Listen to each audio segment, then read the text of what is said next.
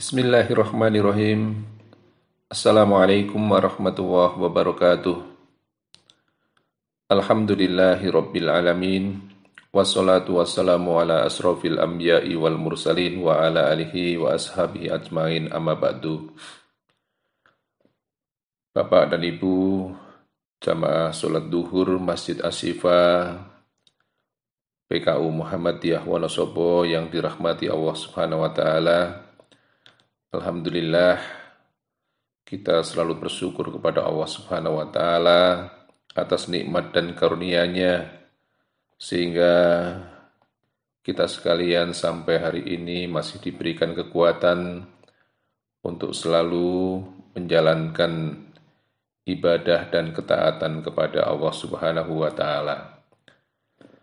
Bapak dan Ibu sekalian, sebelum saya menyampaikan materi kultum, izinkan saya mengajak kepada Bapak dan Ibu sekalian untuk sama-sama berdoa kepada Allah Subhanahu wa taala.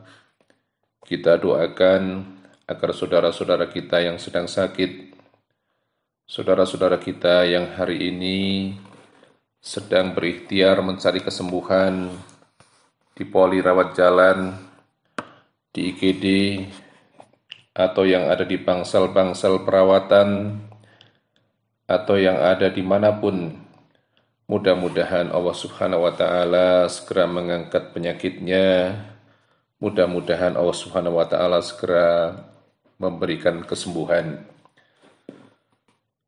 A'udzu billahi minasyaitonir rajim.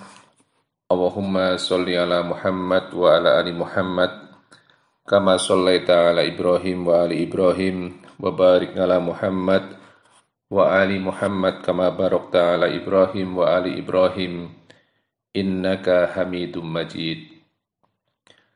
Allahumma rabban nas adhibil ba'sa isfi antas safi la sifaa illa sifauka sifa'an la yughadiru saqama. Ya Allah, ya Tuhanku, Tuhan dari segala manusia di muka bumi, berikanlah kesembuhan kepadanya, angkatlah penyakitnya, dan jadikanlah penyakit yang ia derita sebagai pelebur dosa. Hanya kepadamu-lah kami meminta kesembuhan, kesembuhan yang tidak ada kambuh lagi. Amin ya rabbal alamin. Bapak dan Ibu sekalian, kita kadang-kadang suatu saat mengalami satu waktu yang kita ini gundah gulana. Kita ini mengalami kesedihan atau kegalauan. Kita kaum muslimin telah dituntunkan bagaimana caranya untuk mengantisipasi, untuk mengusir dari segala kegalauan. Syekh Abdul Aziz bin Abdullah bin Bas rahimahullah di dalam kitabnya Fatawanul Adab, beliau memberikan resep bagaimana seorang bisa keluar dari kegundahan, kesedihan, kegelisahan, ataupun kegalauan. Resep itu yang pertama adalah bahwa hendaknya selalu berzikir kepada Allah Subhanahu wa taala. Yang kedua, hendaknya seorang senantiasa membaca Al-Qur'an. Dan yang ketiga, hendaknya seseorang senantiasa bersolawat kepada Nabi Shallallahu Alaihi Wasallam. Bapak dan Ibu yang dirahmati Allah Subhanahu wa taala, berzikir kepada Allah Subhanahu wa taala adalah resep yang pertama. Allah Subhanahu wa taala telah berfirman di dalam Al-Qur'an, Ya ayyuhalladzina amanu dzkurullaha dzikran katsiran. Hai orang-orang yang beriman, ingatlah kepada Allah, zikir kepada Allah dengan zikir yang sebanyak-banyaknya. Lisan ini harus kita jaga untuk selalu basah dengan dzikir kepada Allah. Ketika lisan kita gunakan untuk selalu berzikir kepada Allah, maka insya Allah hati kita akan menjadi tenang, hati kita akan menjadi tentram. Allah Subhanahu wa Ta'ala berfirman di dalam Al-Quran, surat Ar-Ra'du ayat 28, A'udzu billahi minasyaitonir rajim.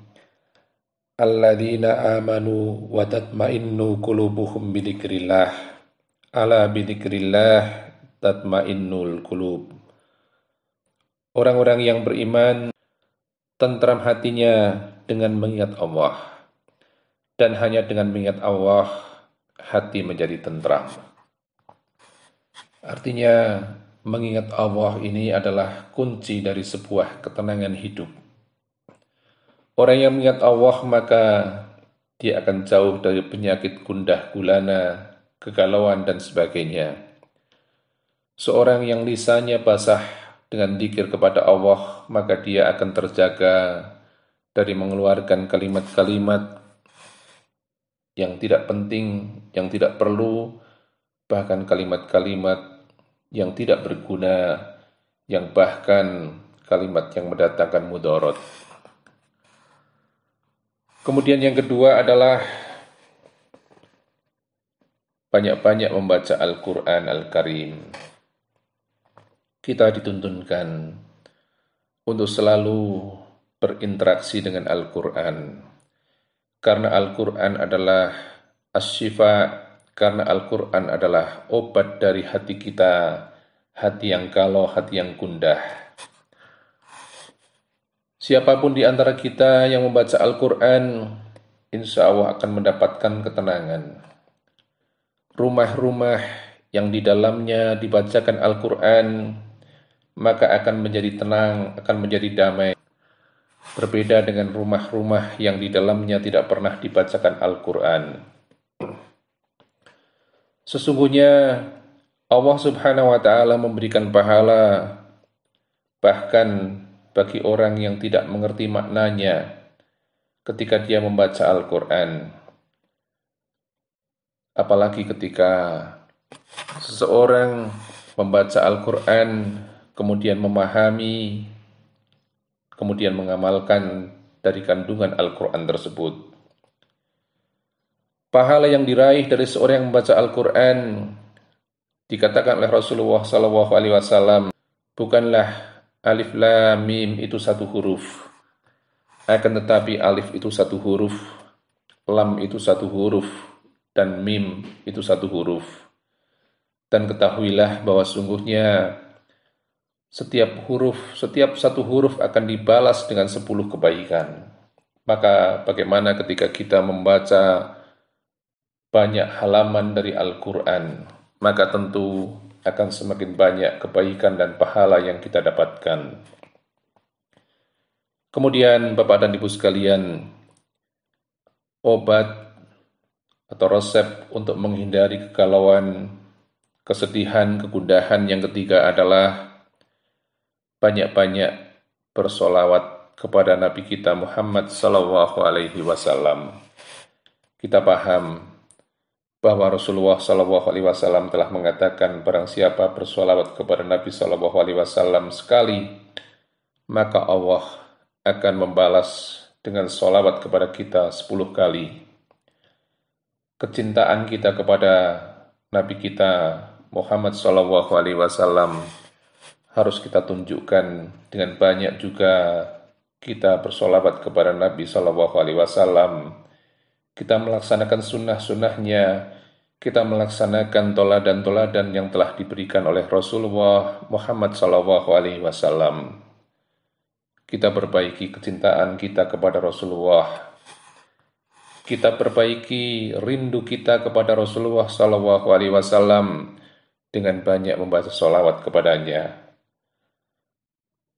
Bapak dan Ibu sekalian, mudah-mudahan kultum yang singkat ini memberikan manfaat, utamanya bagi diri kami pribadi dan kepada jamaah sekalian, agar kita semakin hari semakin meningkat kualitas kita di hadapan Allah Subhanahu wa Ta'ala. Kita akhiri kultum kita pada siang hari ini dengan bersama membaca doa kafaratul majlis. Subhanaka Allahumma wa bihamdika asyhadu an la ilaha illa anta astaghfiruka wa atubu ilaik. Mohon maaf jika ada kesalahan. Wassalamualaikum